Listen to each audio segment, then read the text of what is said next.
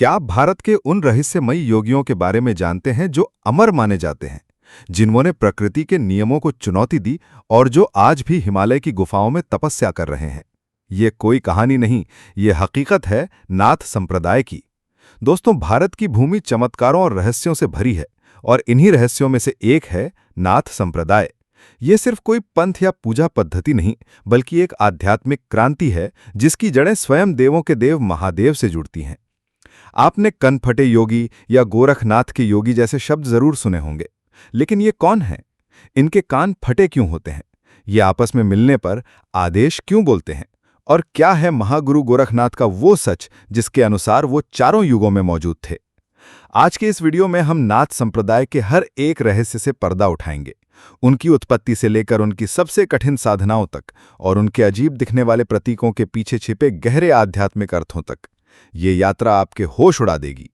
Video पसंद आए तो लाइक जरूर करें और भारत के ऐसे ही अनसुने रहस्यों को जानने के लिए चैनल को सब्सक्राइब करके बेल आइकन दबाना ना भूलें।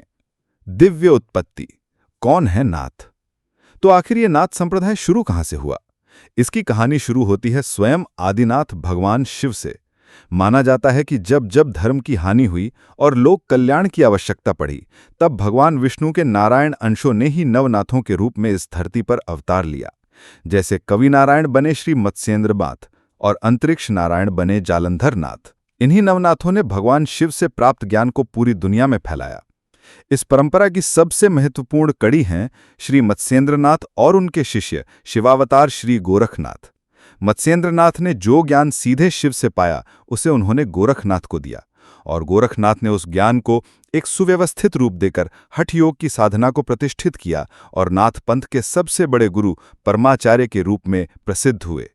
स्वयं शिव ने महाकाल योग शास्त्र में कहा है, अहमेवास्मि गोरक्षो मद्रूपम तन्निबोधत योग मार्ग प्रचाराय मया रूपमिदम धृतम। अर्थात मैं ही गोरक्ष गोरखनाथ हूं, उसे मेरा ही रूप जानो। योग मार्ग के प्रचार के लिए मैंने ही यह रूप धारण किया है। इस एक श्लोक से आप गोरखनाथ जी की महिमा का अंदाजा लगा सकते हैं। महागुरु गोरखनाथ। अब बात करते हैं उस महापुरुष की जिनके बिना नाथ संप्रदाय की कल्पना भी नहीं की जा सकती। महायोगी गोरखनाथ। उन्हें कोई साधारण संत नहीं, बल्कि एक अयोनिज अमरकाय सिद्ध महापुरुष माना जाता है, जो चारों युगों में विद्यमान रहे। क्या आप ये सोच सकते हैं? नाथ संप्रदाय की मान्यता के अनुसार सतयुग में वे पेशावर पंजाब में प्रकट हुए, त्रेता युग में वे गोरखपुर उत्तर प्रदेश में प्रकट हुए, जहां आज उनका भव्य मंदिर है।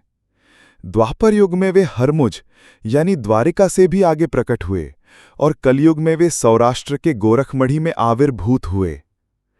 इतना ही नहीं, जोधपुर की राजसी किताबों में लिखा है कि द्वापर युग में श्री कृष्ण और रुक्मिणी के विवाह में कंकड़ बंधन का कार्य भी श्री गोरखनाथ जी के कृपा से ही संपन्न हुआ था।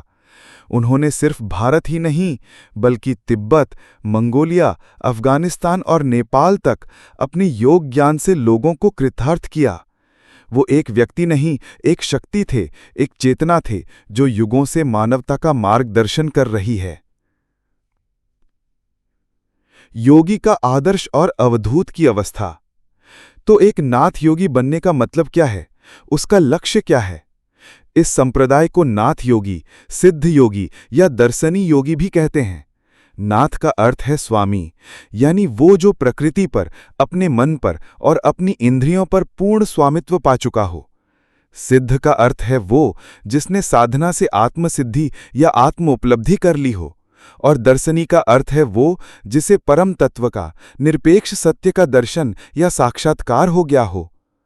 एक सच्चे योगी का लक्ष्य चमत्कार दिखाना नहीं, बल्कि मृत्यु पर विजय पाना यानी मृत्युंजयी होना है।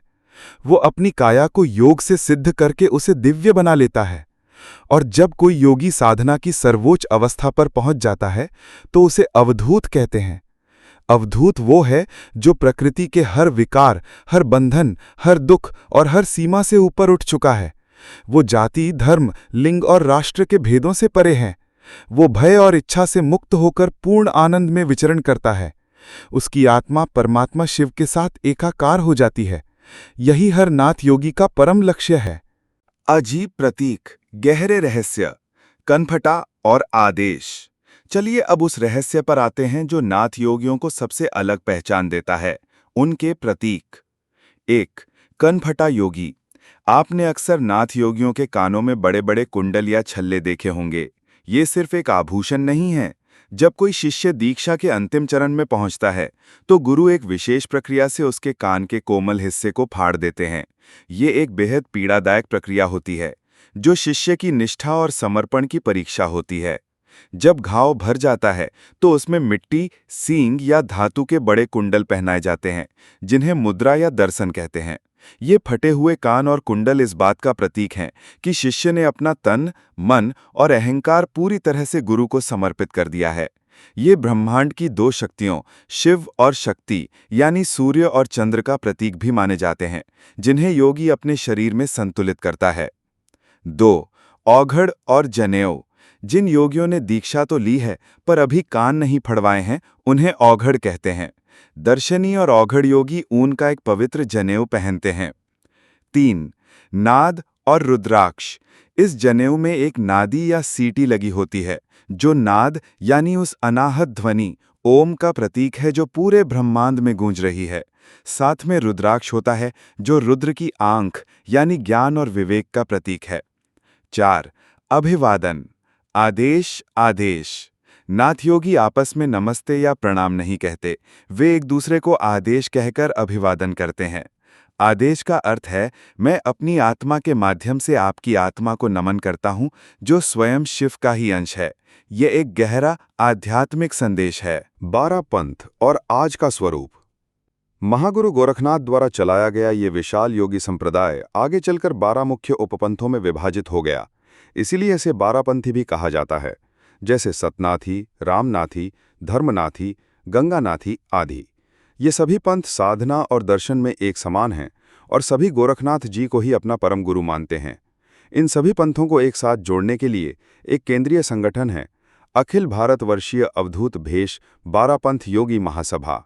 इस संगठन के मुखिया गोरक्षपीठाधीश्वर होते हैं और वर्तमान में इस पद पर महंत योगी आदित्यनाथ जी महाराज आसीन हैं। ये दिखाता है कि ये परंपरा आज भी कितनी जीवंत और संगठित है। तो दोस्तों, नाथ संप्रदाय केवल साधुओं का एक समूह नहीं है, ये एक जीवंत दर्शन है जिसकी शुरुआत स्वयं शिव से हुई, जिसे महागुरु गोरखनाथ ने पूरे एशिया में फैलाया और जिसके योगी आज भी हठ योग के कठिन साधना से आत्मसिद्धि के मार्ग पर चल रहे हैं। उनके फटे हुए कान उनके समर्पण की कहानी कहते हैं, उनका आदेश शब्द आत्मा की एकता का संदेश देता है और उनका अवधूत बनने का लक्ष्य हमें मानव जीवन की असीम संभावनाओं की याद दिलाता है। ये वो आध्यात्मिक क्रांतिकारी हैं जिन्होंने महलों से लेकर कुटियों तक हर किसी के लिए कल्याण का मार्ग प्रशस्त किया। वे हमें सिखाते हैं कि सच्ची शक्ति चमत्कारों में नहीं, बल्कि आत्मनियंत्रण, समर्पण और परम सत्य के साक्षात्कार में है। आपको नाथ संप्रदाय की कौन सी बात सबसे रहस्यमयी या प्रेरणादायक लगी? उनके अमर होने की धारणा, चारों युगों में उनकी उपस्थिति या उनके कान फाड़ने की कठोर प्रथा? अपने विचार नीचे कमेंट्स में ज़रूर साझा करें। ऐसी ही और रहस्यमयी और ज्ञानवर्धक जानकारियों के लिए हमारे चैनल को सब्सक्राइब करना ना भूलें और इस वीडियो को उनके साथ ज़रूर शेयर करें जो भारत के गौरवशाली इतिहास और आध्यात्मिकता में रुचि रखते हैं। आदेश।